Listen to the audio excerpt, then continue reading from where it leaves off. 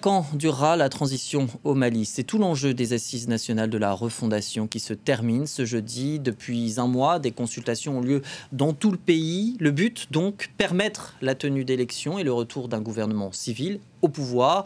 Depuis août 2020, les Maliens ont connu 2 coups d'État, dernier en date en mai dernier. Nous en parlons plus longuement avec vous, André Bourgeault. Bonjour, vous êtes chercheur émérite au CNRS, laboratoire d'anthropologie sociale. Merci d'avoir accepté l'invitation de France 24. Que valent ces assises quand on sait que de nombreux partis politiques et certains de poids les ont boycottés? Alors c'est tout le problème aussi de la gestion du politique et de la gestion sécuritaire depuis le premier coup d'État auquel vous vous référiez tout à l'heure, le 18 août 2020, suivi d'un deuxième coup d'État aussi à l'intérieur quelques semaines après. Bon, à l'évidence, cette idée de vouloir faire l'ANR, c'est-à-dire, j'ai oublié la signification... Les Assises nationales de la refondation, ça a été contesté quand même par un nombre important de partis politiques qui ont refusé de participer à cette réunion d'une part, et d'autre part aussi la coordination des mouvements de l'Azawad, c'est-à-dire tous les ex-rebelles du septentrion malien ont refusé d'y participer. Donc ça a déjà une signification politique qui est loin d'être négligeable. Ça, c'est la première chose. La seconde chose aussi, j'étais un peu surpris de l'absence de l'imam Mahmoud Dicko, qui a été l'autorité morale du M5 RFP pendant plusieurs mois. Vous vous rappelez toutes les manifestations qu'il y avait eu contre la gestion du politique par l'ex-président Ibrahim Boubacar Keïta. Ça a une signification politique aussi de son absence. Je ne sais pas pourquoi. Est-ce qu'il n'a pas été invité ou bien est-ce qu'il a refusé l'invitation? J'en sais rien.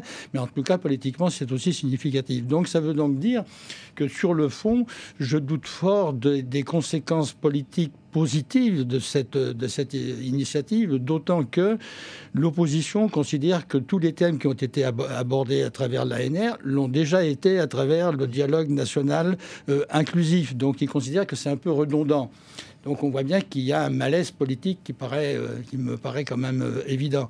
Ça repose le problème de la date, effectivement, des prochaines élections qui, théoriquement, et la junte au pouvoir avait accepté la date du février, qui n'a pas été acceptée, elle, par la communauté internationale et notamment par la CEDEAO.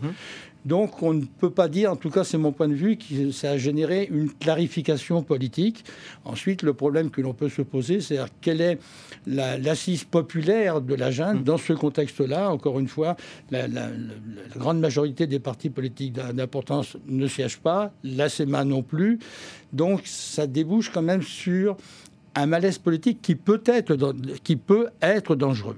Malaise politique et instabilité aussi. Les Maliens qui aspirent justement à cette stabilité, vous l'avez rappelé, les élections prévues pour février prochain ont été reportées. Justement, l'enjeu, c'est bien de connaître ces prochaines élections, qu'elles soient présidentielles ou législatives, et puis aussi ces réformes institutionnelles. De tout ça, les Maliens en ont besoin pour cette stabilité. Oui, absolument. Bon, c'est quand même, la junte au pouvoir avait 18 mois pour préparer les élections. Or, à ma connaissance, je n'ai pas vu de pratique politique significative qui illustrait le fait qu'elle allait préparer ces élections. Donc, il y a eu d'autres problèmes auxquels elle s'est affrontée. Mais en tout cas, pas grand-chose sur les modalités qui auraient conduit, les modalités politiques et sécuritaires. J'insiste sur ce second aspect parce que les conditions sécuritaires se sont sensiblement aggravées depuis le coup d'État du 18 août 2020. Pas simplement au Mali, mais aussi sur les pays environnants, notamment sur le Burkina. Donc vous voyez, vous avez tout un contexte qui n'est pas du tout favorable. Reste maintenant la décision issue de cette ANR. Est-ce qu'ils vont prolonger la transition de 15 jours, 6 mois, 1 an, 2 ans, 3 ans ou 5 ans? Parce que je crois avoir entendu que la population de Gao, elle, s'était prononcée pour un prolongement de la transition sans donner oui, parce que ce sont des concertations, on rappelle, locales, communales et ensuite nationales pour toute cette semaine. ACA, je crois qu'ils disent qu'il faut une prolongation de 2 ans ou de 3 ans.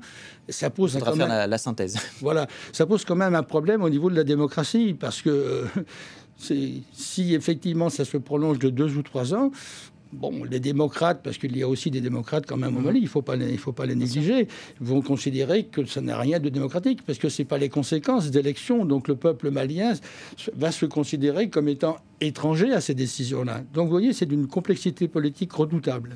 Rapidement, vous évoquiez le contexte sécuritaire. La France parle de la présence de ces mercenaires russes de Wagner au Mali. Bamako dément, donc il n'y a pas de preuve officielle pour l'instant. Est-ce que ce serait une mauvaise chose, la présence des Russes de Wagner au Mali ?